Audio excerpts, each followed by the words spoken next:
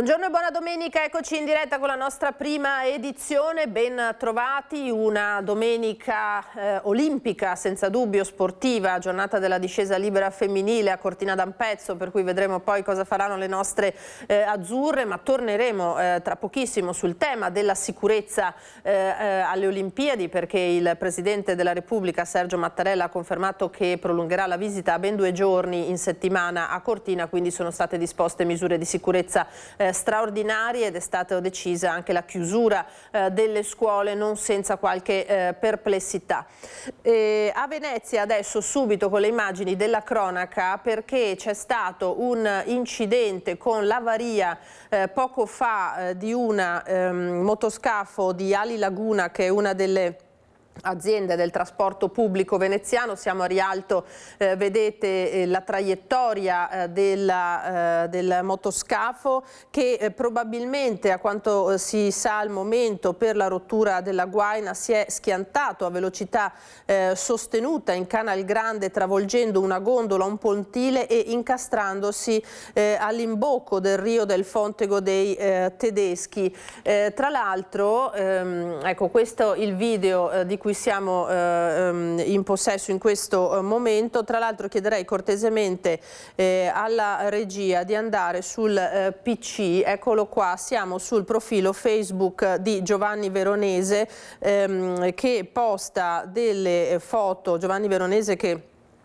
utilizza i social anche proprio per i dibattiti su Venezia e le informazioni appunto attingiamo dal materiale che ha postato. Vedete la foto del motoscafo incastrato e anche quello che resta di quello che ha travolto, e dello stesso scafo, vedete, danneggiato dell'imbarcazione. Non si registrano feriti, non si registrano fortunatamente vittime. Poi Venezia naturalmente in queste giornate è presa d'assalto dai turisti per il carnevale. L'ennesimo incidente che riguarda la zona tra l'altro di Rialto, vi ricorderete bene lo schianto di qualche settimana fa contro la balaustra di marmo, che è costato anche una sonora sanzione alla donna che aveva provocato quell'incidente. Torneremo più tardi su questo fatto se avremo ulteriori immagini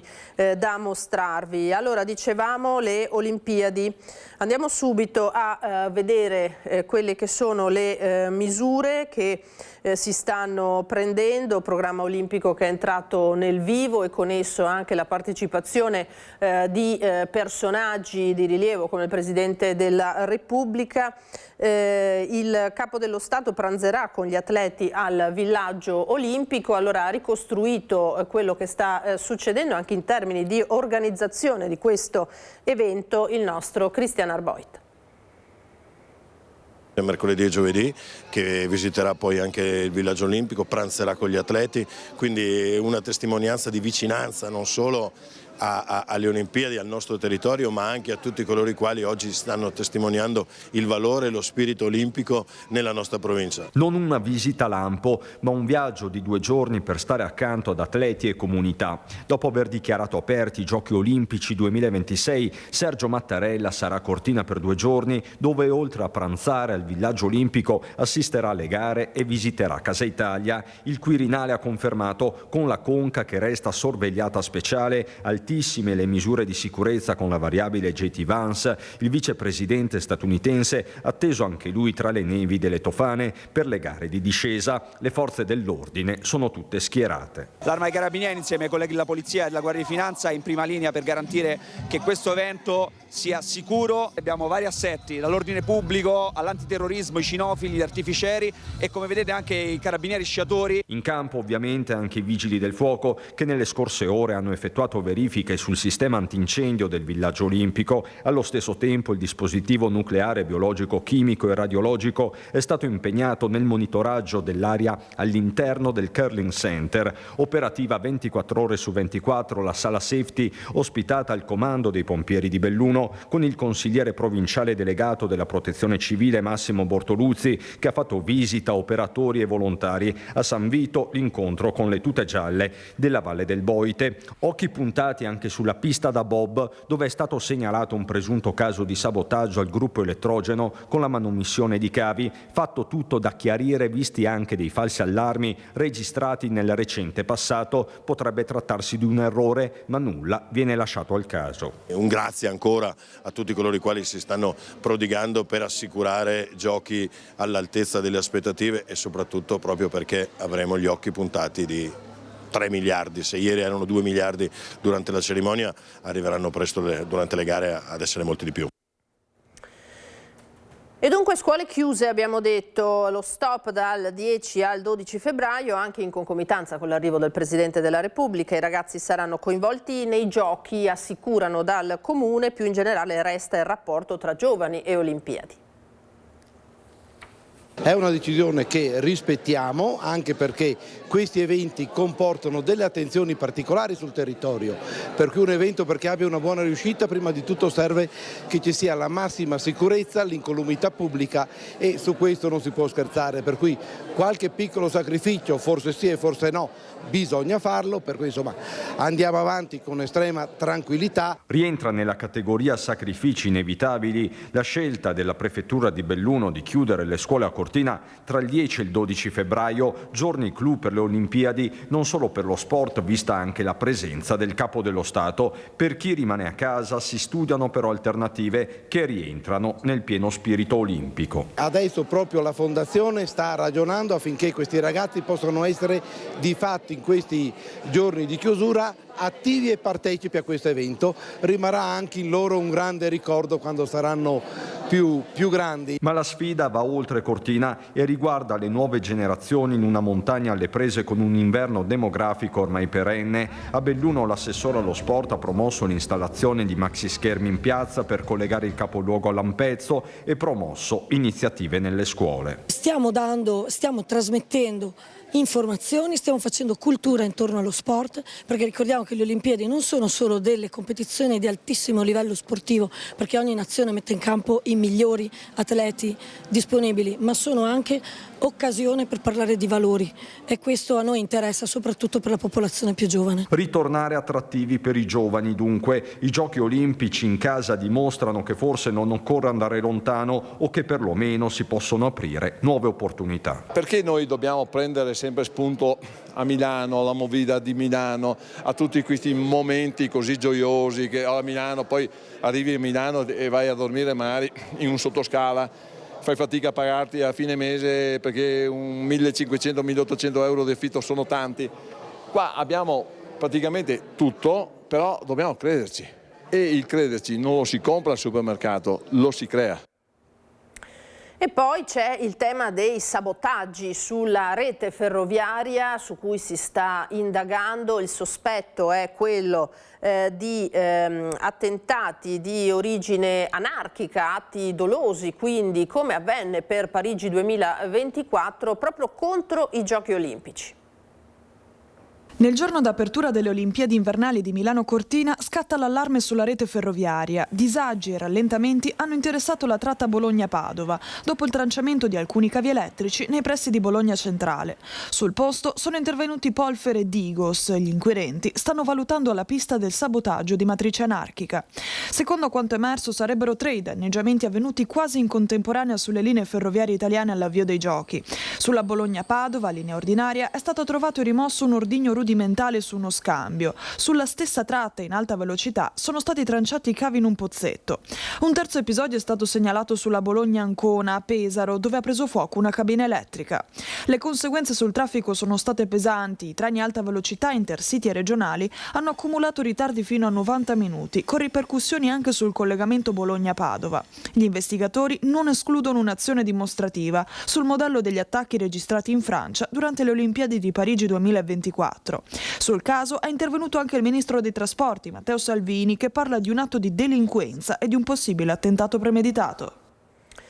Nel frattempo l'Italia ha già 3 medaglie e è in corso la discesa femminile a Cortina, ma c'è una notizia che vi mostriamo dal sito del Corriere della Sera, perché c'è stata la brutta caduta di una delle atlete più attese naturalmente di questa competizione, la Von, che subito dopo la partenza è finita purtroppo a terra. In testa Johnson, quarta Pirovano, ottava Brignone, con Sofia Goggia naturalmente che è a caccia di una nuova medaglia. Vedremo come proseguirà. Purtroppo brutta notizia per gli sportivi questa caduta di Lindsey Vonn. Allora andiamo avanti con la cronaca. Vi mostro dai giornali di oggi un paio di notizie dal Veneziano. Un secondo solo che prepariamo la schermata, perché ci sono stati 2 episodi particolarmente gravi. Allora qui siamo appunto sui giornali di oggi, sul Gazzettino. Lite coi nomadi per una ragazza, investiti con l'auto, 5 feriti. Siamo nel veneziano Camponogara, con una nottata di follia, quella tra venerdì e sabato. Un gruppo di amici affrontato in strada dai conoscenti del fidanzato geloso. Il conducente era minore, drogato e ubriaco. Le macchie di sangue lo vedete nella foto pubblicata sull'auto usata dai nomadi per travolgere il ragazzo. Quindi c'è stato l'incidente, la rissa e poi alcuni ragazzi che hanno dovuto far ricorso alle cure mediche, al pronto soccorso. Ancora dal veneziano, eccoci qua, siamo sulla Nuova, in questo caso di Venezia. Sparano in aria, poi vanno a giocare a bingo. Tentata rapina alla tabaccheria a Musile di Piave, come detto. Siamo sulla statale 14 al villaggio Al Bosco. 3 giovani individuati grazie alle telecamere in zona e denunciati a piede libero. La titolare del negozio ha reagito tirando merce e oggetti contro i delinquenti. Questo l'incredibile azione blitz di questi giovani, appunto 3 giovani della zona, che poi sono stati rintracciati dai carabinieri di San Donà dopo questo tentato colpo. Sulle strade adesso, con il grave incidente che si è verificato a San Vendemiano nell'Alta Marca, scontro frontale tra 2 auto. Siamo sulla Cadore Mare, a poca distanza dal casello autostradale di Conegliano. 5 i feriti, i 2 più gravi trasportati all'ospedale di Treviso. 5 feriti, 2 dei quali gravi, l'impatto violentissimo. Poco dopo le 11:30 lungo la Cadore Mare a San Vendemiano, in località Saccon. 2 le auto coinvolte nell'ennesimo incidente sulle strade della provincia di Treviso. Una Punto guidata da un 66enne marocchino ed una Passat condotta da un 23enne di origine romena, con a bordo altri 3 giovani di età compresa tra i 20 e i 30 anni. Un sorpasso della Passat all'origine dello scontro frontale. Nell'urto la Punto è rimasta incarreggiata. L'altra auto è carambolata sopra il fossato, piombando nel campo adiacente alla strada. Subito sono stati allertati i soccorsi sul posto, i vigili del fuoco di Conegliano ed i sanitari del SUEMA 118, intervenuti con ambulanze ed elicottero. 2 giovani dalla violenza dell'impatto sono stati sbalzati fuori dall'abitacolo, gli altri feriti erano ancora dentro le auto.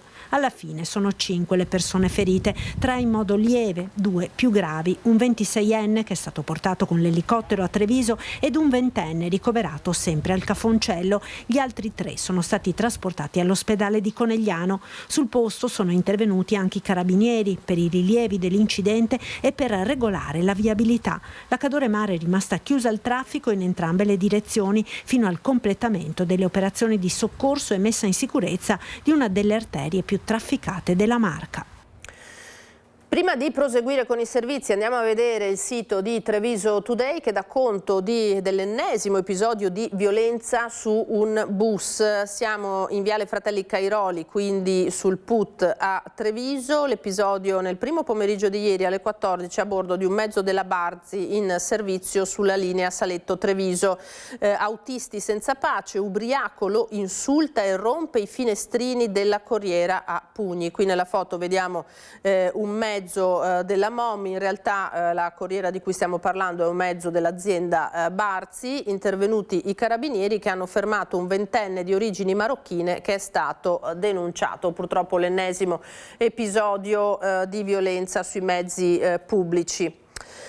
Apriamo la pagina per quanto riguarda invece i reati commessi da giovanissimi. Vi avevamo raccontato l'accaduto il mese scorso, 2 Maranza, chiamiamoli così, avevano aspettato un quindicenne fuori da scuola per poi picchiarlo, ora sono stati identificati dai carabinieri e denunciati. Siamo a Bassano del Grappa.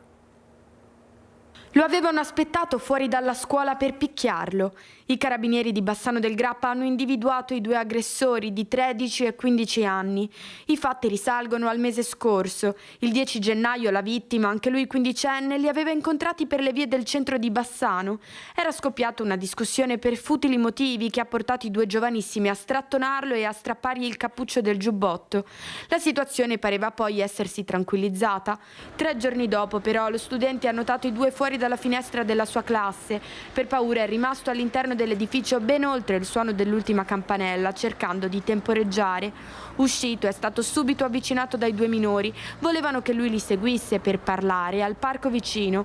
Al suo rifiuto, uno di loro gli ha sferrato un pugno al volto, continuando a colpirlo nonostante il ragazzo non reagisse e anzi cercasse solo di allontanarsi. Nel tentativo di rientrare a scuola, il quindicenne è stato nuovamente atterrato, finendo a terra davanti a un'auto in movimento, mentre l'aggressione proseguiva con calci e pugni. La violenza si è interrotta solo grazie all'intervento del personale scolastico. Nel frattempo i 2 aggressori si erano già dati alla fuga. Adesso sono stati identificati e denunciati a piede libero per il reato di percosse aggravate in concorso.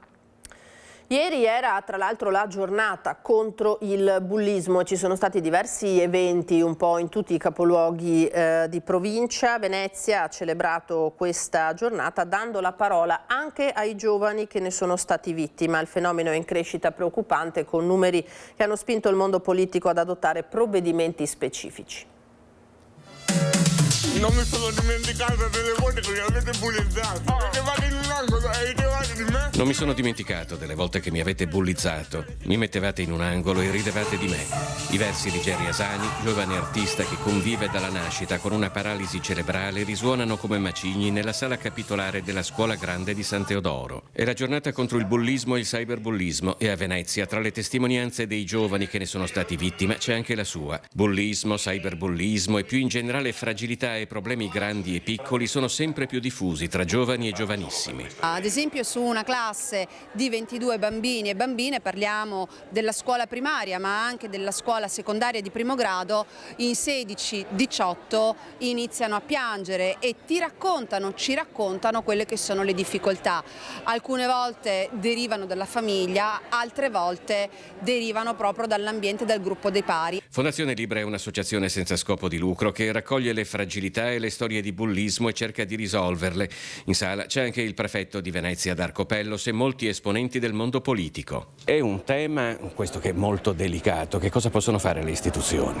Possono fare tantissimo. Io ci ho fatto una legge, la 150 del 2025, che parla di sensibilizzazione, parla di prevenzione, parla di consapevolezza e soprattutto parla di riconoscere e di denunciare subito. È una legge che parla di bullismo, di body shaming, la denigrazione del corpo fisico. Abbiamo avuto degli episodi di cronaca terribili, dei suicidi di giovanissimi ragazzi e quindi l'attenzione deve essere massima. Le cronache degli ultimi anni poi hanno rilevato una preoccupante degenerazione di baby gang che progressivamente ampliano il proprio raggio d'azione fino ad infrangere norme del codice penale. Nel nostro ordinamento il minore è già perseguibile penalmente dai 14 anni in su. Magari questo a volte nemmeno lo si sa. Ma l'intervento che ad esempio invece ci ha consentito anche nel recente intervento con il ultimo decreto legislativo di fare un'operazione interessante è quello di ampliamento dell'ammonimento che si potrà applicare dai ragazzi dai 12 ai 14 anni, chiamarli davanti al questore anche per i reati diciamo più bagatellari. Questa chiamata davanti al questore ovviamente sarà accompagnata anche dalla presenza dei genitori, i quali anche loro devono assumersi la responsabilità. A Conegliano invece minoranze all'attacco del sindaco in tema di sicurezza. Dopo gli ultimi episodi con protagoniste delle baby gang, la Lega, confermando l'arrivo di rinforzi al commissariato di polizia, attacca il primo cittadino colpevole, dicono, di sottovalutare la situazione. Non minimizzare tali fenomeni, perché in più occasioni quando in Consiglio Comunale io come capogruppo della Lega intervenivo, troppe volte mi è stato risposto che la mia è solamente una percezione di insicurezza, mentre Conegliano, a parere di chi mi rispondeva, era una città sicura. Altro che Conegliano città sicura, per la Lega la situazione è tutt'altro che rosea e gli ultimi episodi di rapine da parte di baby gang nei confronti di studenti del Fanno o all'esterno del Galilei sono l'ennesima riprova che non si può più dire che Conegliano sia sicura. Ritengo che Conegliano, come tante altre città, io lo riconosco, si trova in una situazione tale che bisogna intervenire maggiormente per garantire l'ordine pubblico e la sicurezza ai nostri cittadini. Per la Lega la soluzione sta nel potenziamento degli organici delle forze dell'ordine, come succederà a breve per il commissariato di polizia. Da quel che mi risulta arriveranno altri agenti. Dopo potenziare l'organico della polizia locale, e qui dipende dalle scelte che un'amministrazione fa a livello locale. Sottile stilettata al sindaco Chies e alla sua maggioranza per quanto mette a bilancio per la sicurezza. Primo cittadino che invece sottolinea come Conegliano sia sicura e per gli ultimi episodi di microcriminalità abbia già chiesto ulteriori controlli. Non vanno assolutamente sottovalutati questi episodi, sono episodi molto gravi che noi non vogliamo tollerare in città. Abbiamo chiesto alle forze dell'ordine di intensificare i pattugliamenti davanti alle scuole, di identificare queste persone, perché vogliamo che vadano ai servizi sociali a lavorare. Cioè, questi ragazzi hanno bisogno di lavorare, di capire cos'è la fatica e di smetterla di rompere le balle agli altri. A Treviso invece la giornata contro il bullismo è stata celebrata con l'insediamento del nuovo Consiglio Comunale dei Ragazzi e delle Ragazze. Eletta sindaca proprio una ragazza, Giorgia Favarato, emozione e lacrime dopo la proclamazione, un segnale forte di partecipazione giovanile, mentre troppo spesso si parla solo degli aspetti negativi dei più giovani. I sindaci, uno di qua, uno di là.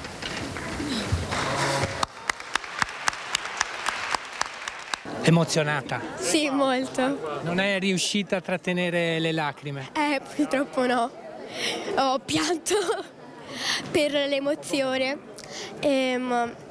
Una cosa è che vorrei ringraziare di cuore tutte le persone che mi hanno sostenuto. Giorgia Favarato è visibilmente emozionata, è la prima sindaca dei ragazzi di Treviso e tra le lacrime racconta di avere già le idee chiare su cosa fare per migliorare la città. Piantare più alberi per la sanità delle persone e anche fare un luogo dove ragazzi e ragazze si possono trovare vicino a scuole o altri spazi per stare assieme. L'11enne della scuola Mantegna dopo la proclamazione ha pronunciato il giuramento ufficiale. Giuro di osservare lealmente la Costituzione italiana e il regolamento del Consiglio Comunale delle Ragazze e dei Ragazzi e di adempiere le mie funzioni con scrupolo e conoscenza, nell'interesse della comunità giovanile che rappresento.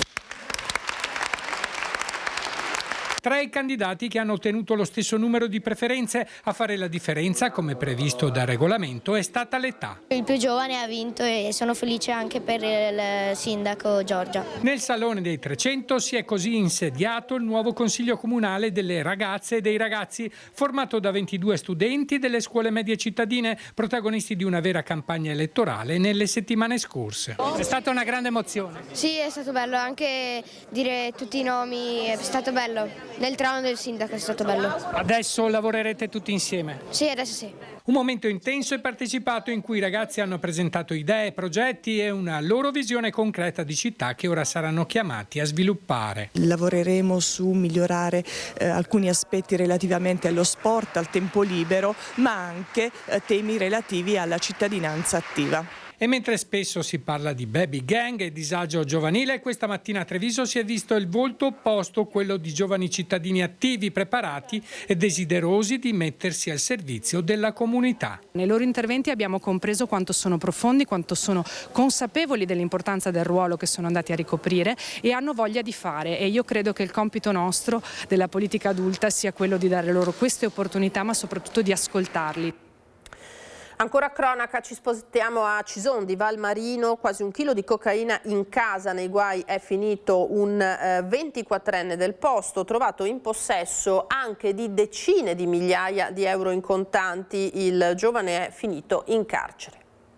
8 etti di cocaina e 36.000 euro in contanti. Malgrado la giovane età, aveva messo in piedi una consistente rete di spaccio un 24enne di Cison di Valmarino, arrestato dai carabinieri del nucleo operativo e radiomobile della compagnia di Vittorio Veneto. Militari che su delega della Procura della Repubblica hanno eseguito una perquisizione nell'abitazione del ragazzo, rinvenendo il grosso quantitativo di cocaina e decine di migliaia di euro, che altro non sarebbero che i guadagni dello spaccio di droga, per il quale il 24enne era attrezzato con bilancini di precisione e altro materiale ancora. Il giovane è stato arrestato, provvedimento convalidato dal giudice che ha disposto il suo accompagnamento in carcere in attesa del processo. E potrebbero essere addirittura minorenni 2 rapinatori che, armati di pistola, hanno seminato il panico al Burger King di Bassano del Grappa. È caccia ai 2 rapinatori che hanno colpito il Burger King di Bassano in via Cadolfin armati di pistola. Ancora sotto shock, ci chiede di lasciarla in pace perché è ancora troppa la paura provata la responsabile del fast food, vittima del colpo messo a segno l'altra notte. Nel locale c'era ancora qualche cliente ed è proprio contro uno di essi che i rapinatori, giovanissimi, hanno puntato una pistola. Hanno quindi raggiunto il bancone costringendo uno dei dipendenti a svuotare il registratore di cassa. Non contenti, hanno rivolto l'arma verso la responsabile, spingendola sino alla cassaforte e tenendola a tiro con la pistola gliel'hanno fatta aprire per poi arraffare tutto il denaro contenuto, alcune migliaia di euro. Tutto è durato una manciata di minuti, i 2 rapinatori si sono dileguati. Sul posto i carabinieri che ora stanno vagliando le immagini delle telecamere della videosorveglianza presenti in zona per risalire ai 2 malviventi. Un ennesimo episodio criminoso che si è verificato nel territorio, ma la cosa che lascia ancor più interdetti è la giovanissima età dei 2, che non si esclude addirittura possano essere minorenni, ragazzini senza alcun senso della legalità e senza alcuno scrupolo. E proprio sulla questione sicurezza i colleghi di Bassano del Grappa hanno sentito i cittadini. Furti, truffe agli anziani, vandalismi e aggressioni riempiono sempre più spesso le cronache anche nel bassanese.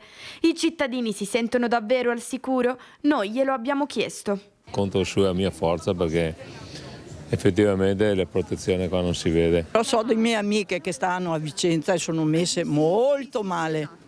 Non escono più di casa dopo le 5 di pomeriggio e quindi credo che noi siamo ancora forse in un posto abbastanza tranquillo, però ci sono anche qua. E vi sentite sicuri? No. Che cosa fare contro questi delinquenti? Opinioni diverse ma con un filo conduttore, conseguenze più dure e leggi più severe. Io sono convinto che finché non ci sarà la pena certa, la certezza della pena, sarà sempre peggio. È una cosa brutta da dire, cioè li metterei dentro, a chi li fa gli butterei la chiave. Essere trattenuti di più, non presi e poi rilasciati subito, ecco.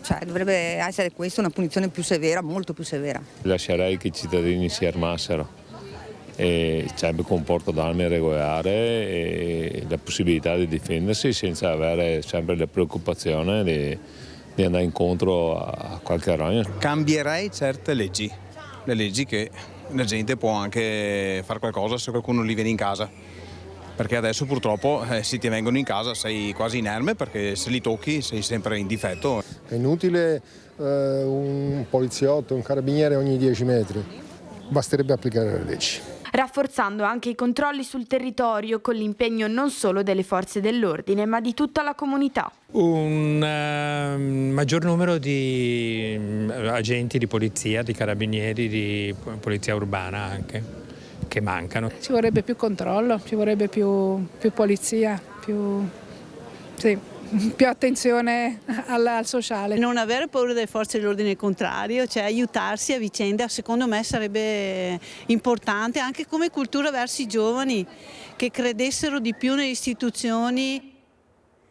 Questa è la voce dei bassanesi, li avete sentiti, adesso andiamo a sentire i trevigiani perché ieri è scattata la nuova zona rossa in vigore per 2 mesi con il quadrante che si è allargato anche a Piazza Borsa e al quartiere di San Zeno. So che è una zona poco carina, per cui di giorno alla fine si riesce a stare, si passa, facciamo la spesa qua ogni tanto, nessun problema. Proveremo a fare un giro di sera per vedere se cambia un po' la situazione. Diciamo che la sera è un po' particolare. C'è un po' di degrado in questa zona, è un po' brutta. Anche a livello di pulizia non è il massimo, però cose brutte non le abbiamo viste. Molti dei residenti del quadrante oggetto della nuova zona rossa allargata, quella di Piazza Borsa, non sapevano nemmeno che fosse stata istituita per ben 60 giorni. Altri dicono che è uno spreco di risorse, quasi scappando. Ci sono tante cose che dovrebbero andare meglio, oltre che questo, che è solo una perdita di denari. Poi ci sono residenti che non si sentono particolarmente insicuri, ma applaudono allo sforzo delle istituzioni per porre un freno ai pericoli. Io non mi sono mai sentito non sicuro, però diciamo che ci sono degli schiamazzi e cose del genere che possono dare fastidio ogni tanto, quindi se si può fare qualcosa al riguardo a me non dispiace, diciamo. Bisogna fare qualcosa, si prova, se funziona si allargherà ancora di più. Ma militarizzare la città serve? Ma è militarizzare questa cosa? Dice che è militarizzare? No dai, non è militarizzare, è tenere sotto controllo, è tenere sotto controllo. Militarizzare è quando si vedono i militari, e quando si vedono i militari vuol dire che la nostra libertà viene meno, dunque è meglio non vederli. Ci vediamo fra 60 giorni? Ci vediamo fra 60 giorni e vediamo cosa è successo. Molti dei titolari degli esercizi commerciali della zona non gradiscono parlare, anche se riferiscono di una generale situazione di tranquillità lontano dalla zona ibrida, ovvero quella che va dalle scalette laterali del Palazzo della Borsa verso via Zorzetto e via Fiumicelli. È noto infatti che la zona del supermercato è quella che maggiormente ha causato problemi in passato. La dipendente di Max riferisce invece di una grande tranquillità in via del Corso, a prescindere dalla zona rossa. No, sono sicura anche prima, quindi non ho mai avuto nessuna minaccia, nessun senso, non ho avuto paura, un anno che lavoro qua, nessun problema. Quando io esco alle 8:30, diciamo 20:30, non ho mai visto niente, senso tranquillo, tutto sì. E sentiamo adesso invece i commenti politici di maggioranza e opposizione, naturalmente di Cassugana all'istituzione della nuova zona rossa che, come detto, include nuove aree e nuovi quadranti. Riapertura della zona rossa, 60 giorni estesi a 2 quadranti in più rispetto alla sperimentazione di primavera 2025. Il sindaco è consapevole che se nei numeri le risposte non sono state eclatanti, solo 6 DASPO in 45 giorni lo scorso anno, è la sensazione di sicurezza percepita che fa la differenza. Al di là che risolva alla radice o meno, questo è uno strumento importante, poi è ovvio che dobbiamo lavorare anche su altri binari, soprattutto da un punto di vista sociale della prevenzione, per prevenire certe situazioni.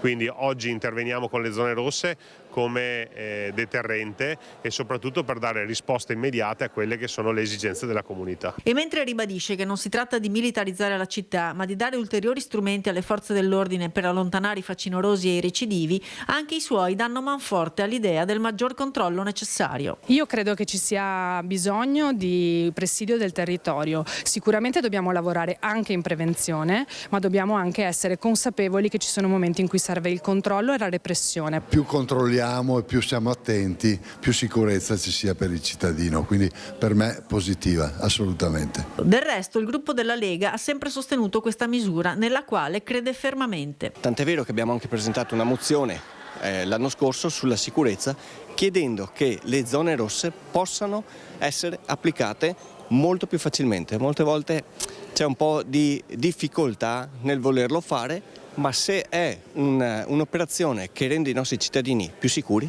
ben venga, noi siamo sempre qui a disposizione. L'opposizione invece ribadisce che il degrado va affrontato in modo strutturale e non in modo temporaneo. Questo provvedimento, dicono, sposterà inoltre il problema da un quartiere ad un altro, come è già successo. Servono più persone, più membri delle forze dell'ordine per controllare i quartieri, serve un'illuminazione migliore, servono maggiori telecamere, serve una sicurezza maggiore sui quartieri e nel territorio, servono più negozi accesi, più vetrine accese, mentre oggi il commercio è in profonda difficoltà. E anche questo è un elemento di degrado nei quartieri e nel centro storico. Servono più iniziative culturali che possano rivitalizzare quartieri e città.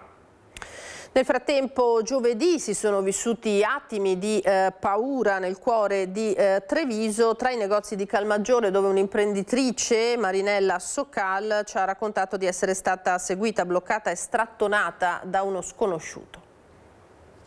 Mi sono accorta che ero seguita da una persona e che si nascondeva dietro le colonne. Paura nel tardo pomeriggio in Calmaggiore. Mentre sta ultimando alcune commissioni in centro, l'imprenditrice Marinella Sokal si accorge di essere seguita da un uomo che da tempo le resta alle spalle. Si nasconde dietro le colonne dei portici e aspetta che esca dai negozi, una presenza insistente che non la perde mai di vista. A un certo punto ho cominciato a tenerlo d'occhio perché avevo paura. Fino a quando, uscendo da una profumeria in Calmaggiore, l'uomo le si para davanti. Dobbiamo conoscerci, le dice con un tono brusco. Lei prova ad allontanarsi, attraversa la strada, ma lui la segue, la raggiunge e la afferra per la borsa, strattonandola proprio mentre cerca di allontanarsi. Urla, insulti e una frase che la gela. Mi ha gridato: brutta cretina, chissà che ti spacchi tutta, ma tanto prima o poi ti ritrovo. Sokal riesce a rifugiarsi all'interno di una boutique dove i titolari la fanno entrare immediatamente e la tranquillizzano.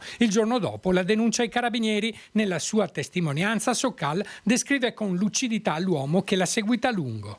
Aveva un cappotto, un loden, aveva un cappello in testa, un cappello a tesa larga, aveva degli occhiali color oro e da vista, un'età intorno, penso, sui 70 anni. L'avvocato Valeria Salvati parla di un episodio grave avvenuto in pieno centro e in orario di forte passaggio. È stata sporta questa denuncia contro ignoti, chiaramente, nel senso che il soggetto non è stato individuato. Ora non ci resta che attendere l'esito delle indagini, la visione del sistema di videosorveglianza della città. Fondamentale in quei momenti l'aiuto del commerciante che ha accolto Sokal visibilmente scossa e impaurita. La signora entrata era in uno stato di evidente shock, era molto impaurita, è rimasta un po' con noi fino a quando abbiamo chiuso il negozio e dopodiché l'abbiamo riaccompagnata alla macchina così che potesse andare via in sicurezza. Ora saranno le indagini a fare chiarezza sull'accaduto, mentre resta la preoccupazione per un episodio che riporta il tema della sicurezza nel cuore della città. E tra poco invece noi parleremo con i nostri ospiti di giustizia e di referendum. Il dibattito è aperto anche alla luce del pronunciamento della Cassazione. Noi adesso andiamo in pubblicità qualche minuto e torneremo da studio con appunto gli ospiti e i nuovi temi.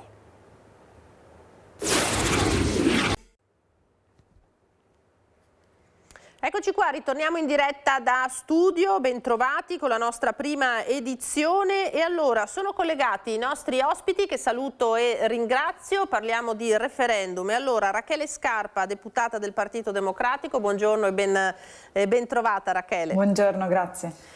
E Fabio Maggio che è vicepresidente della provincia di Treviso, non solo, è anche presidente provinciale del Comitato Nazionale Cittadini per il Sì, quindi un ruolo ben specifico. Buongiorno a entrambi, allora due giovani esponenti della politica trevigiana con cui parliamo appunto oggi di referendum perché la data si avvicina, è stata confermata tra l'altro in queste ore, ci sarà solo una modifica al quesito in cui si specificheranno gli articoli costituzionali che la riforma Nordio punta a modificare, parliamo naturalmente della riforma che prevede la separazione delle carriere per i giudici e i pubblici ministeri e accaduta anche un'altra serie di novità, diciamo. Allora, partiamo da chi sostiene, ecco, pare logico, e poi la contestazione, la conferma di questa riforma. Fabio Maggio, perché difendete la riforma Nordio e dal vostro punto di vista quali novità comporterebbe e quali benefici per i cittadini? Ma allora, questa intanto è una riforma che va nel solco di realizzare autenticamente il disposto dei nostri padri costituenti. Non solo, è una riforma che va nella direzione di confermare quello che è stato una delle grandi riforme della nostra giustizia penale, cioè quella attuata con la riforma Vassalli, che prevedeva esplicitamente che l'arrivo della separazione delle carriere fosse diciamo autenticamente implementato proprio per garantire a tutti gli effetti quello che è un principio costituzionale che garantisce efficacemente i cittadini, quella dell'imparzialità del giudice. E allora il vero punto che questa riforma mira a tutelare è proprio questo, cioè cercare di svincolare l'autorevolezza e l'autorità di un giudice che deve essere autenticamente terzo dal potere ormai dilagante delle correnti, che è stato testimone e di cui tutti siamo stati testimoni negli ultimi anni, e che appunto non consente di poter dire che oggi nel nostro ordinamento, nei nostri tribunali, non tanto nei confronti dei singoli giudici, quanto per quanto riguarda il sistema, ci sia autenticamente un giudice imparziale. Ecco, e dal vostro punto di vista la separazione delle carriere porterebbe a questo risultato? Beh, è un aspetto, forse l'aspetto determinante, ma guardi, voglio essere molto chiaro su questo, non si tratta di un referendum politico. Ci sono esimi esponenti, giuristi di altissimo rilievo della sinistra che sostengono questo referendum. Voglio ricordare che anche il programma del Partito Democratico delle ultime elezioni, quelle del 2022, prevedeva la costituzione di un'alta corte che potesse giudicare in maniera suddivisa PM e giudici. Quindi la separazione delle carriere è l'unico strumento oggi per consentire l'efficace realizzazione di quello che è l'articolo 111 della nostra Costituzione. Per avere un giudice imparziale occorre che questo sia e appaia ai cittadini imparziale. Allora io credo che se oggi chiediamo a qualsiasi cittadino che troviamo per la strada se il sistema giudiziario lo ritiene imparziale, ci risponderà di no. Tra l'altro ricordiamo che è un referendum questo che non ha quorum, quindi quella che sarà l'affluenza al voto non sarà rilevante in questo caso per confermare o bocciare la riforma Nordio. Allora, Rachele Scarpa, Partito Democratico, c'è una ferma opposizione da parte del centro-sinistra invece a questa riforma, tra l'altro in questo senso anche da parte degli stessi giudici c'è una mobilitazione. Cosa ne pensa e soprattutto che aria, che atmosfera respira rispetto a questo referendum e a quello che i cittadini sentono? Perché Maggio dice non è politico, ma ormai c'è ben poco di non politico in Italia negli ultimi anni, no? Cioè poi alla fine tutto diventa terreno di scontro, quasi di tifoseria.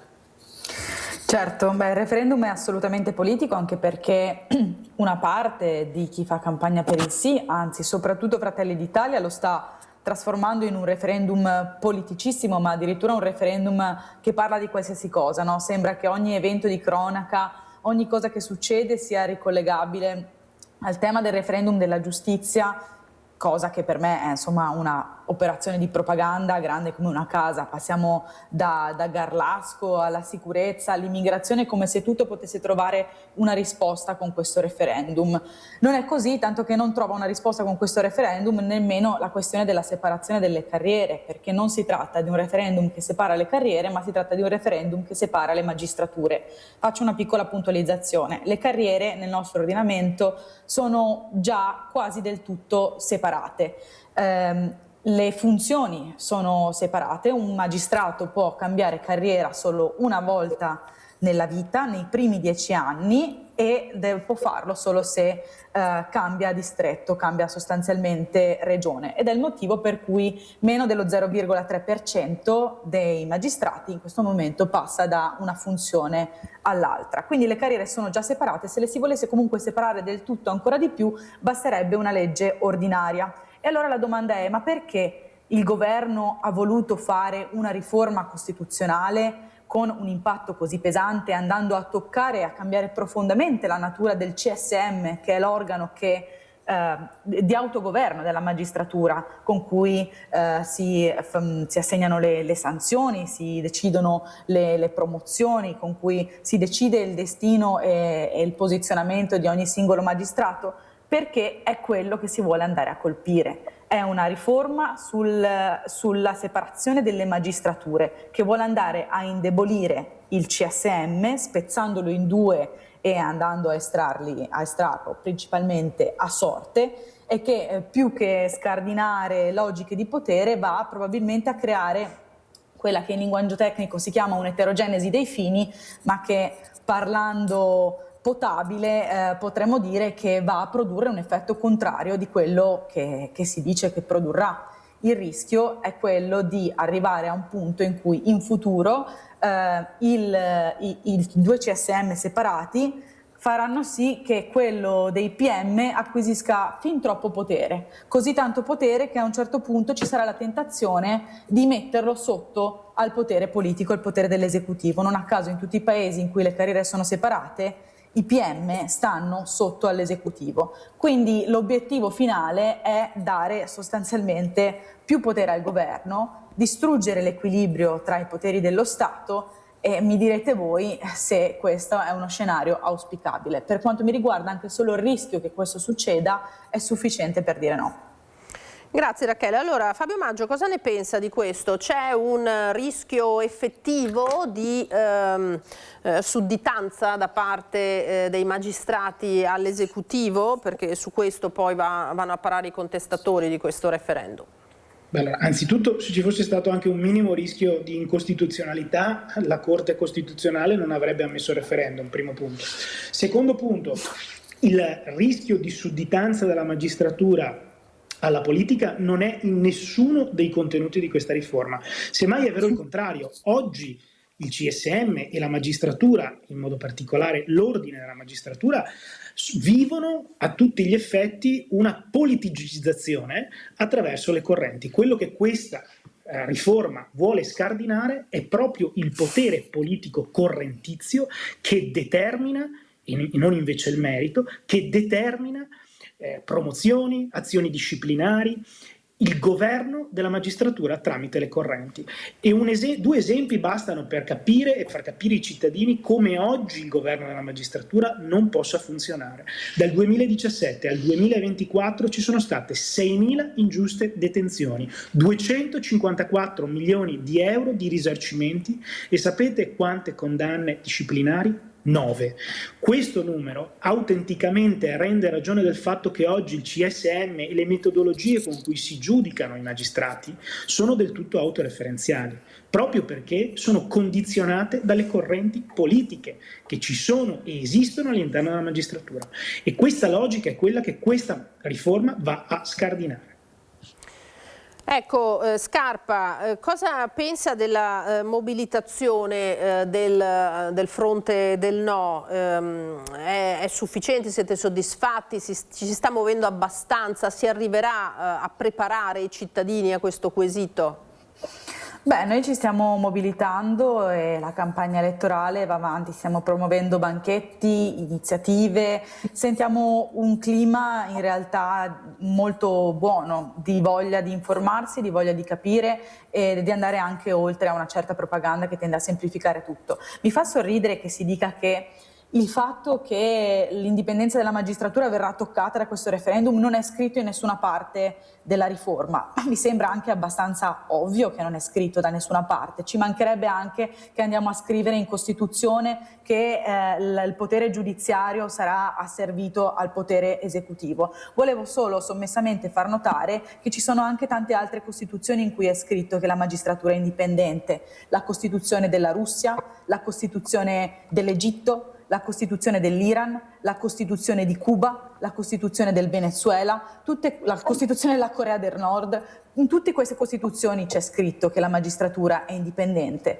Poi che non sia effettivamente così è un dato che possiamo tranquillamente osservare tutti. Quindi non serve valutare esclusivamente solo ciò che c'è scritto, serve valutare il quadro politico complessivo in cui ci si muove e quali sono anche i rischi potenziali, che certo non stanno scritti tutti sul quesito del referendum, ma sono tanti gli studiosi autorevoli, non solo di sinistra, me lo faccia dire, che fanno notare che qualche problema potrebbe esserci. Forse è il caso di porcelo. Maggio, come risponde? Se non se lo pongono 3 emeriti presidenti della Corte Costituzionale e tutti gli altri, ma mi scusi, non possiamo fare la gara a chi ha l'esponente più emerito che difende un'argomentazione piuttosto che l'altra. Non parlatevi sopra. Programma politico. Non ve lo ponevate voi il problema nel vostro programma politico del 2022? Mi legga il punto del programma politico, la prego. di istituire con legge costituzionale un'alta corte competente a giudicare le impugnazioni sugli addebiti disciplinari dei magistrati, che è esattamente uno dei quesiti di questa riforma, e quindi vorrei capire qual è il rischio, sicuro l'alta corte non andiamo a per la libertà sorteggiarla dei noi, cittadini. signori, voi la volete istituire quando per volete fare le sorteggio. riforme voi siete democratici, quando le fanno gli altri sono fascisti. Allora francamente se questo è il livello del dibattito non riusciamo a far comprendere ai cittadini quanto invece sia importante oggi per la libertà di questo Paese e soprattutto per avere un processo giusto ed equo, per far partire autenticamente una riforma della giustizia, che le carriere dei magistrati siano separati. È un caso di ieri, un processo è proseguito per 2 anni con un giudice e un PM che erano marito e moglie. Nessuno se ne è accorto, nessuno l'ha rilevato, e questa è la giustizia che c'è in Italia. Invece Salvini con la Open Arms è stato assolto, guardi caso il PM e il giudice sono andati per 2 strade diverse, più del 50% dei processi termina con l'assoluzione. Questo significa che la vostra costruzione, la vostra narrazione sul marito e moglie, giudice di qua, giudice di là, è tutta falsa, è tutto propaganda. Peraltro mi permetto di sottolineare che la questione dell'Alta Corte, a prescindere da quello che c'è scritto e che viene decontestualizzato dal suo foglio stampato sul programma del Partito Democratico, noi non la decideremo mai e non la eleggeremo mai per sorteggio, almeno in parte, o comunque andando fortemente a depotenziare, a rendere casuale l'estrazione dei componenti di questa Alta Corte, anche considerando che l'altra parte, quella che non viene estratta a sorte, voi proponete di estrarla a sorte da un elenco composto dal Parlamento. Il Parlamento non dite in che numeri e in che forma dovrebbe comporre questo elenco. Questo fa sì che se il Parlamento poi dovesse finire per votare a maggioranza, magari anche una maggioranza minima, il 50% più uno, un elenco da 11 persone da cui estrarre 10 componenti, il Parlamento e quindi la politica e quindi la maggioranza di turno avrebbe deciso anche i componenti dell'Alta Corte. Quindi non stiamo qua a fare giochini retorici sui vecchi programmi, le vecchie posizioni, perché questa volta state proponendo qualcosa di ben diverso, con tutt'altro obiettivo. Quindi le mistificazioni le respingiamo a casa, valutiamo nel complesso quella che è la vostra proposta in questo momento, tenendo conto di tutti i rischi a cui espone, perché in gioco ci sono le garanzie dei cittadini e l'equilibrio tra i poteri in democrazia, che non è proprio un giochetto da nulla. Facciamo rispondere a Maggio, che poi ho un altro argomento da lanciarvi prima di finire. Al mittente l'accusa di mistificazione. Basti pensare che Stefano Ceccanti e Luciano Violante, 2 esimi rappresentanti del Partito Democratico, candidati entrambi alle ultime elezioni politiche, hanno scritto quel passaggio e sostengono le ragioni del sì. Quindi io ripeto, non si tratta di dire che è un referendum politico.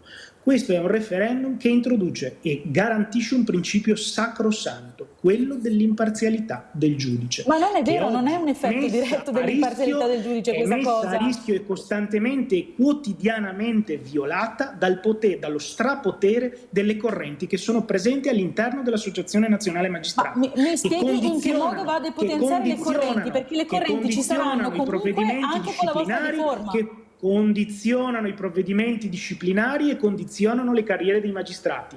È per caso una pretesa politica pretendere che i magistrati progrediscano di carriera solo grazie al merito, che siano sanzionati in base effettivamente al lavoro che fanno da magistrati e colleghi che vengono sorteggiati e non eletti dalle correnti? Questo è il contenuto del referendum e su questo i cittadini devono decidere, su una magistratura che non sia preda della politica delle correnti.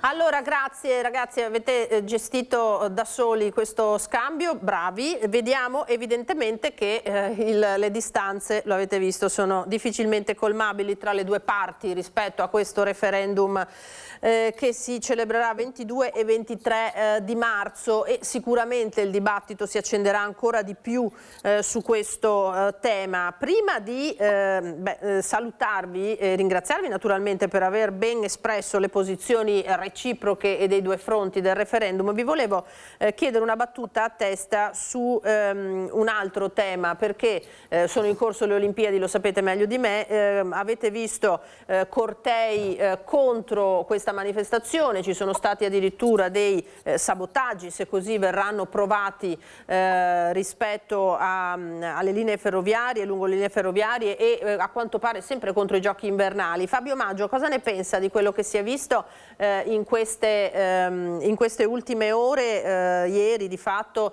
nella giornata di apertura dei giochi? Beh, è l'ennesimo tentativo del mondo antagonista di prendere un'occasione come quella dei giochi invernali per trasformarla nell'ennesimo tentativo di sfattista e diciamo di combinare un disastro come è stato fatto ieri e negli ultimi tempi. Io credo che la reazione dello Stato debba essere forte, perché l'ordine pubblico è un valore da preservare e tutelare per i cittadini, soprattutto in un'occasione come questa, quella delle Olimpiadi, in cui il mondo ci guarda e qualche isolato contestatore, tra l'altro senza ragioni e motivazioni particolarmente valide, tenta di metterlo appunto a rischio. Rachele. Beh, di sicuro insomma, tutti i dispositivi di sicurezza sono e verranno attivati affinché i giochi possano svolgersi nella sicurezza e nella serenità. Ovviamente io mi rammarico di vedere che la reazione del governo a episodi assolutamente esecrabili, comunque di violenza di piazza, sia quella di aumentare la stretta repressiva con provvedimenti che poi vanno a colpire il diritto di manifestazione di tutti, e mi dispiace anche vedere quanto è poca, purtroppo, e quanto sarà poca, spero che riusciremo a fare luce veramente sugli sprechi incredibili e inaccettabili che queste Olimpiadi hanno comportato anche sul nostro territorio. Opere gigantesche costruite e che verranno terminate dopo il termine dei giochi, un impatto ambientale sul nostro territorio di assoluto rilievo, probabilmente un grande spreco economico, ben poco che torna ai cittadini poi alla fine della fiera, e di questo purtroppo se ne parlerà solo dopo. Ma concentriamoci pure sui contestatori e gli sparuti violenti che faranno ovviamente da megafono alle politiche securitarie del governo, tanto poi le conseguenze vere saranno sulle nostre città e chissà se riusciremo a parlarne veramente. Grazie, anche qui posizioni difficilmente conciliabili. Vi ringrazio comunque per aver chiarito anche diversi aspetti delle posizioni rispetto al referendum del sì e del no. Avremo modo naturalmente da qui al referendum di parlarne nuovamente. Allora ringrazio Fabio Maggio, vicepresidente della provincia di Treviso e presidente provinciale dei comitati per il sì, e Rachele Scarpa, deputata del Partito Democratico. Grazie a entrambi. Grazie mille, buona giornata. Grazie, buona giornata a tutti. Grazie a voi davvero. Allora, noi andiamo in pubblicità, regia, perché torneremo tra poco con altre notizie. Ci fermiamo per qualche istante. Di nuovo in diretta da studio con la nostra prima edizione. Allora abbiamo parlato di cronaca, abbiamo parlato di referendum con un bello scambio acceso tra i sostenitori del sì e del no. Torniamo adesso alle vicende del territorio, in particolare a quella di Alberto Trentini, il cooperante del Lido di Venezia, liberato dopo 423 giorni di prigionia in Venezuela. Ecco, Trentini è ritornato al Lido e ha affidato i suoi pensieri a una lettera inviata alle nostre reti del gruppo Media Nord-Est.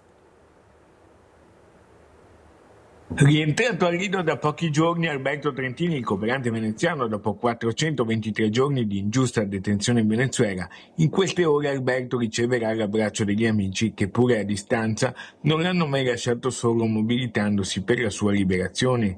Tra un controllo medico e l'altro, le ore trascorse finalmente in famiglia, Alberto affida una lettera per il nostro gruppo Media Nord-Est alcuni dei suoi pensieri che in queste ore gli affollano la mente. Non ha rimorsi e alla domanda se dopo le sofferenze che ha subito valga ancora la pena di essere cooperante, dice: Assolutamente sì. Rimango convinto della pertinenza ed efficacia dell'aiuto umanitario come strumento indispensabile per salvare vite e mitigare le sofferenze di popolazioni in difficoltà.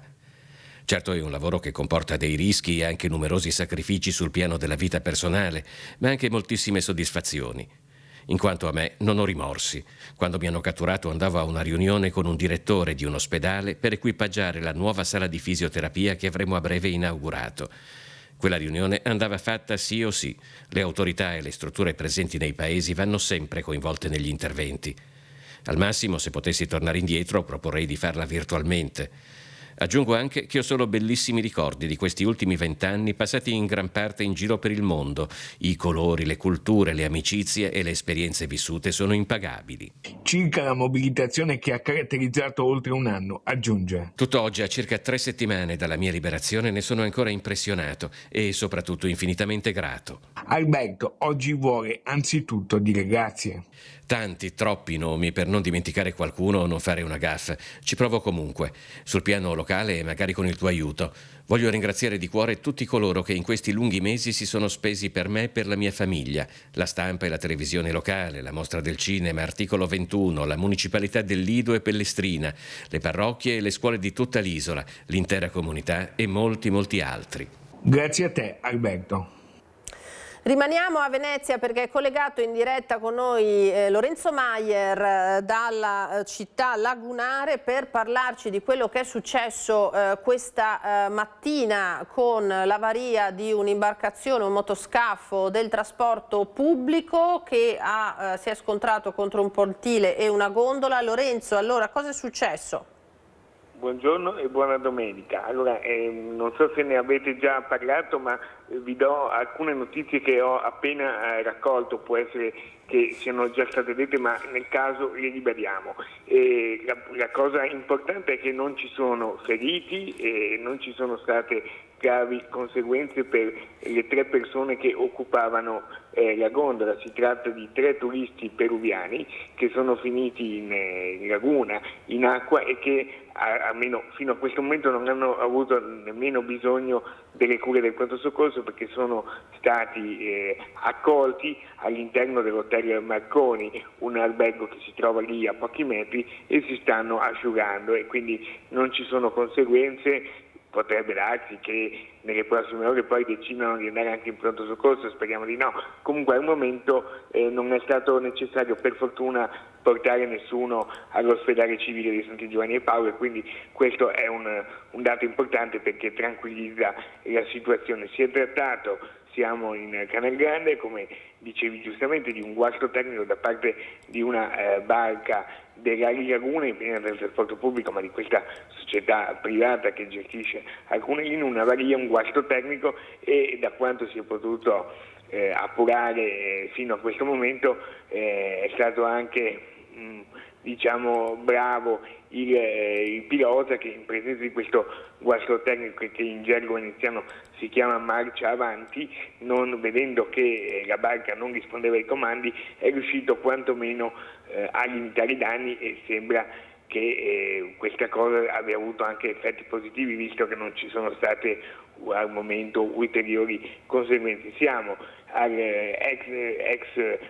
vicino al ponte di Rialto, e precisamente tra il ponte di Rialto e l'ex imbarco del Fondaco dei Tedeschi, altro edificio storico della città.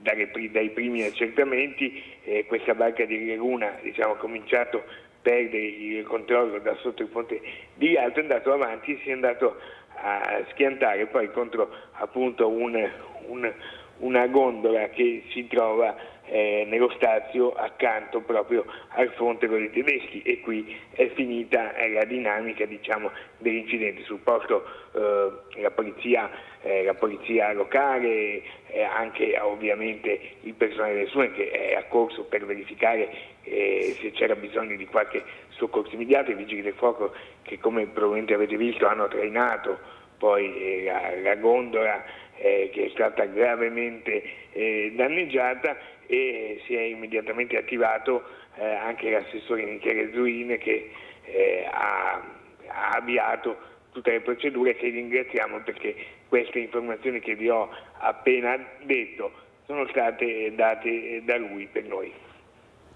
Certamente, abbiamo visto proprio mentre parlavi, Lorenzo, i vigili del fuoco che hanno trainato la gondola centrata da questo motoscafo. Purtroppo per Rialto è un periodo un po' travagliato, no? Avevamo dato conto nelle scorse settimane di quell'altro brutto incidente contro una balaustra. Contro una balaustra certamente, e qualche mese fa, non ricordo precisamente la data, ma c'era stata un'altra gondola che c'era rovesciata proprio con un incidente del trasporto che ha coinvolto imbarcazioni del trasporto pubblico. Anche in quell'occasione per fortuna si è trattato, si è tutto archiviato, si è tutto concluso con un bagno fuori stagione di turisti. Ovviamente tanta paura, chiaramente, ovviamente vedersi arrivare una barca di quella stazza contro una gondola, è chiaro che poi chi sta in gondola chi è destinato ad avere le conseguenze peggiori, e per cui sì, giustamente come dicevi è un momento non fortunato in cui ci sono stati questi episodi, appunto questo contro Balaustra mi sembra nel mese di dicembre, poco prima di Natale. Esatto. E qualche mese prima un'altra gondola, diciamo così, semi affondata. Per fortuna non è successo nulla di grave, e vedendo le immagini davvero poteva esserci qualcosa di molto molto peggiore, per cui davvero è andata bene, la Madonna della Salute ha vegliato. Certamente, esatto, davvero. Allora, abbiamo visto anche tanti video, tante immagini che i colleghi di Venezia ci hanno girato, e quelle che poi stanno girando necessariamente nei social, perché Venezia è particolarmente affollata in questo periodo. Facciamo un accenno anche veloce in positivo al Carnevale, Lorenzo.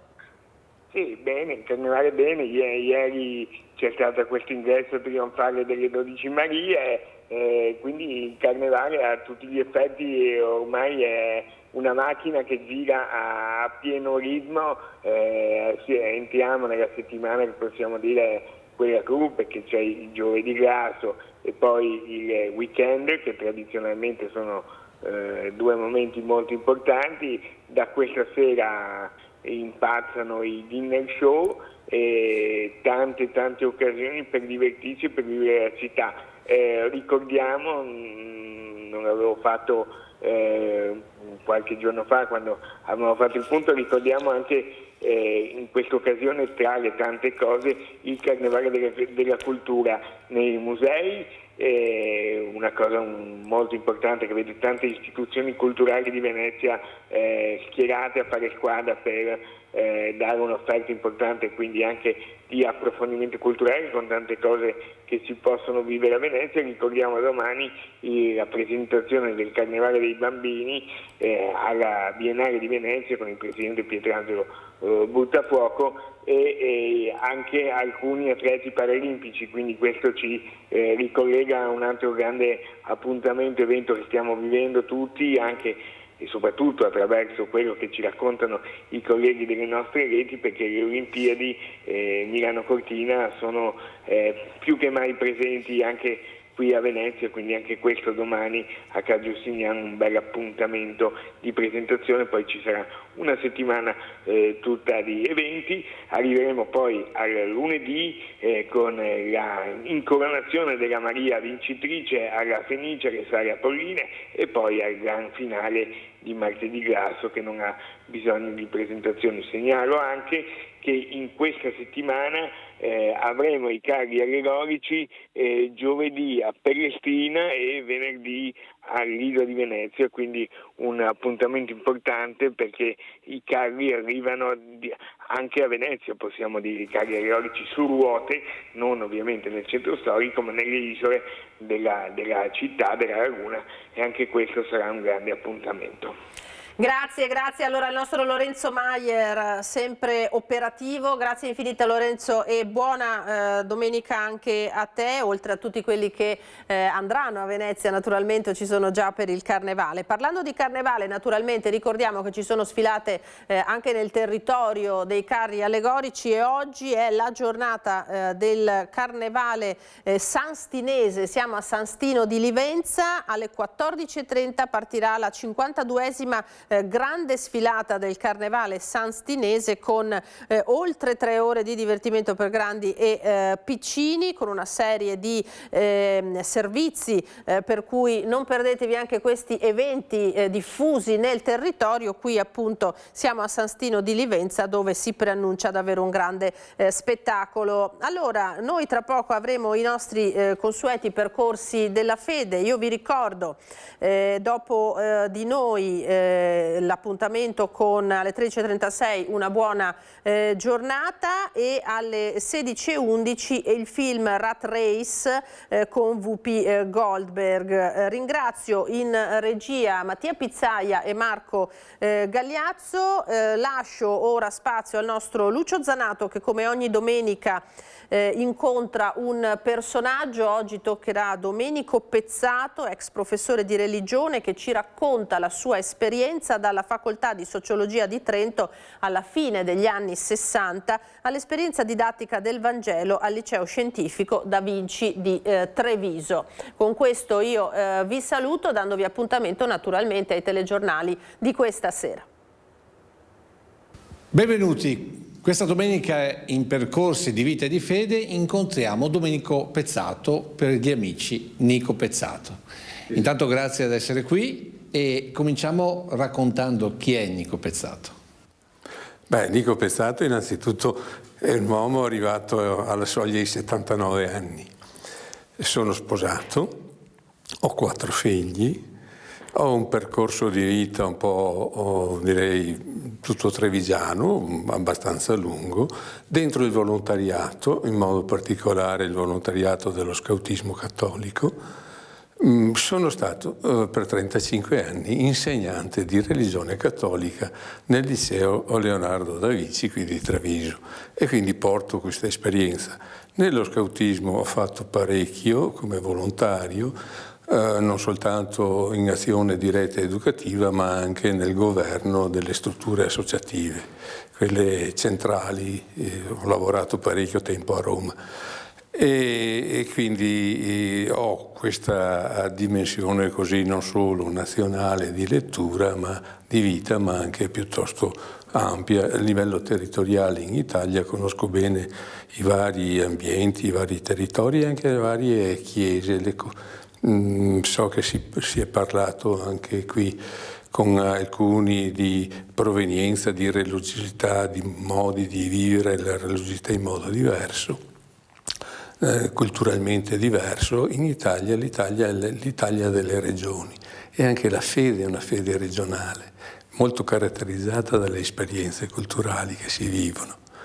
Ecco, io sono questo, insomma. Attualmente sono ancora attivo un po' allo scautismo, attualmente faccio ancora qualcosa. Il percorso di fede è un percorso, ci pensavo quando mi è stato chiesto se ci sono stati dei momenti importanti. Ce ne sono stati, ma tutto sommato posso dire che è stato un cammino abbastanza continuo, con momenti forti, molto forti, con incontri con persone straordinarie. Quindi nasce nella famiglia, si sviluppa normalmente nella parrocchia, più o meno, e riceve grosso impulso da alcune persone dello scautismo che mi hanno aiutato. Ne ricordo una, Luciano Furlanetto, che è stato il mio capo riparto.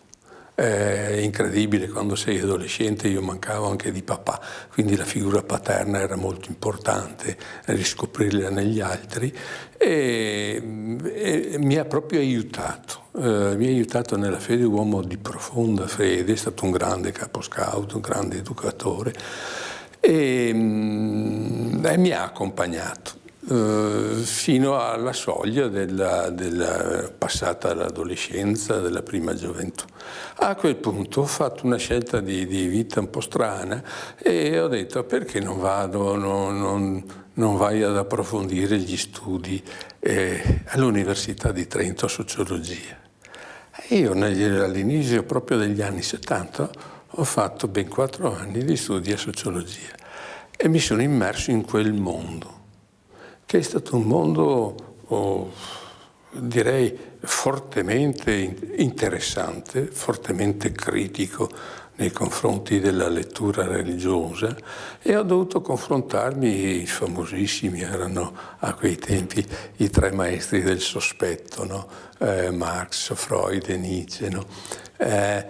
Un ambiente estremamente effervescente, in continua ricerca, ha anticipato quell'ambiente, ha anticipato un po' lo sviluppo della cultura occidentale nostra. Pensate a tutta la ricerca dell'individualismo, la ricerca, la spinta verso una lettura, per esempio, di parità di genere. Si viveva intensamente ed è diventato addirittura abbastanza problematico. Io ero un po' scettico su queste letture cosiddette che non compemplavano nel senso proprio religioso di Dio, di una creazione, dell'essere creatura, sempre dubbioso. E in questo mi sono venuti forti, ho incontrato bravissime persone, e laiche e religiose. Ne cito 2 dal punto di vista religioso. Io ho lavorato in quegli anni con Don Firmino Bianchin. Don Firmino Bianchin, chi lo conosce, è un uomo è un monaco, è un uomo che ha approfondito la dimensione della lettura biblica, parte dal testo biblico. E quindi mi ha aiutato tantissimo a chiarire, ad approfondire, andare a leggere la rivelazione. Un altro personaggio che mi è stato di grandissimo aiuto è stato proprio Francesco Piazza e la moglie, ma in modo particolare io ero legato a Francesco, che conoscevo pressoché di vista, ma non in modo approfondito. Ho avuto modo di frequentarlo di più, di conoscerlo a fondo. Uomini dotati, uomini molto creativi, uomini molto dotati, ma soprattutto dotati di una lettura profonda di senso dell'esistenza, del perché si fanno le cose, del senso perché bisogna utilizzare la propria vita, il proprio tempo, le proprie energie, le proprie capacità, devono essere messe a disposizione degli altri. Ecco, questa lettura ha cominciato a scavare dentro di me. Questo è un po' il senso della fede. Non si può vivere buttando via la vita, le proprie qualità, il proprio tempo. C'è una necessità di riconoscersi in un cammino che è donazione, perché c'è un senso, c'è un cammino nella vita. La vita non è... mi fermo un attimo, dico un po'. Provate a riflettere oggi come viviamo, chiusi nel tempo. Dalla morte alla vita, dalla vita dall'inizio alla morte. Se non prendi tutte le occasioni che ti viene, che le opportunità del vivere ti danno, sei un fallito. E io dico no, questa lettura è una lettura miope, la vita del religioso, del credente, è una vita eterna, è un cammino che va oltre, bisogna andare alla perfezione. E fatalmente noi ci incontriamo nella nostra esistenza con i nostri limiti, tutti. I bambini, gli adulti, maschi e femmina, pensate... È illusorio pensare che noi da soli riusciamo a trovare la pienezza della nostra esistenza. Io ho 79 anni, quasi 79 anni, e continuo a dire, se io non fossi stato chiamato, aiutato dal di fuori, dagli altri, dall'altro, io non sarei stato capace di realizzare quello che oggi io sento di essere pieno, felice, realizzato per quanto si può essere. È l'aiuto, è la grazia che salva. Tradotto, usiamo un linguaggio più teologico, siamo salvati per la grazia di Dio e dobbiamo corrispondere. Ecco, io mi sono sempre sentito un po' così chiamato. Insegnare la religione o insegnare la fede? È un problema complesso. Io, tanto per dire, quando mi chiedono hai fede tu, io mi sento un uomo religioso, dico sempre. Perché? Perché vedo e sento la mia vita, come dicevo prima, come donazione, come chiamata, come un rispondere a qualcosa. C'è una vocazione, c'è una risposta. L'uomo religioso è quello che mette in atto pratiche, culti, agisce nella sua storia andando in cammino verso un qualcosa, verso Dio, verso la pienezza, verso la realizzazione, verso la felicità. Ecco, questo è l'uomo religioso, è quello che traduce in preghiera, in ringraziamento, in lode alle volte. Quando io faccio una fotografia della natura e dico guarda che bella, questa è lode al nostro Signore che ci ha dato questa possibilità. Ecco, quindi io preferisco parlare di religione. La fede è l'atto di accoglienza di un dono che viene da fuori. Io lo accolgo. Io dico sempre che il problema è il cammino e quindi l'uomo religioso è l'uomo che segue un itinerario, ha una guida eccezionale, incredibile, che è il Figlio di Dio, è il Cristo, è la rivelazione. Là. Il fondamento è là. Perché dobbiamo amare? Perché Gesù ci ha detto se ami sei pieno, ti realizzi. E quindi la logica dell'amore è quella della realizzazione. Dio è logica di realizzazione e quindi di amore. Tornando a scuola, tradurre tutto questo in un dialogo con ragazzi. Come spiegare la religione ai giovani che si affacciano e che quindi vedono molta materialità della vita e il qui, ora e adesso? Ti rispondo. Mi ha stupito un ragazzo, ormai era già in quinta, l'avevo avuto per parecchi anni. E a un certo momento, confidenzialmente, mi ha detto guardi professore, sa cosa le devo dire? Che in lei ho sempre trovato un pensiero altro da tutti gli altri, dalla famiglia agli altri, un modo di vedere la realtà, le cose, i fatti che ci accadono in maniera diversa. Allora ho detto, questo è l'insegnamento della religione, è la capacità di aiutare a leggere in modo alternativo, diverso. La logica, quello che accade nella vita. Dove sono i fondamenti di questa lettura? Quindi la Bibbia. Io per anni ho insistito, proprio venivo da scuole potenti di Bibbia, pensate, io ho avuto Don Firmino, ma dopo io ho avuto un grandissimo sacerdote amico, era un insegnante di Sacra Scrittura, era Don Abramo. Uomini che sapevano andare a leggere il pensiero, te lo sminuzzavano, te lo facevano comprendere. Oggi, soprattutto i giovani, sapere indicare che c'è futuro, c'è una realtà ultima che ci chiama, c'è un cammino da intraprendere, che bisogna andare oltre, cioè aprire i cieli, aprire l'orizzonte. È compito molto difficile perché l'individualismo, questa incapacità di relazioni, incapacità di amare, che è veicolata direi dai modelli economici, fondamentalmente. E qui bisogna essere, oggi è tempo nella Chiesa, è tempo di profeti. E allora, chiudendo questo nostro incontro, qual è il suggerimento ai nostri telespettatori proprio per riuscire a capire e interpretare la propria vita attraverso il messaggio cristiano? I suggerimenti non c'è.